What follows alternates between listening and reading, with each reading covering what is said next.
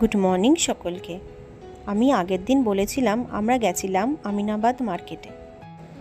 সেখান থেকেই এই সমস্ত কুর্তি আর পাঞ্জাবিগুলো কিনেছিলাম। আর কিনেছিলাম লখনৌ চিকন শাড়ি। এই শাড়িটা ছিল আমার মায়ের জন্য। কি সুন্দর ডিজাইনের আর এত নিখুঁত কাজ যে কি বলবো। এরকমই একদম সেম ডিজাইনের কিন্তু কালার আলাদা আমি আরেকটা শাড়ি নিয়েছিলাম। আর এই শাড়িটা ছিল আমার জন্য।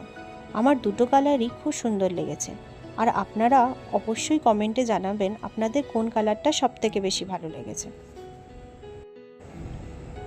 আর মল থেকে আমি এই জুতোটা কিনেছিলাম আমার দেওরের জন্য। আর নিয়েছিলাম আমার দেওরের জন্য এই স্মার্ট ওয়াচটি। ব্যাস আজকের মতো এইটুকুনি।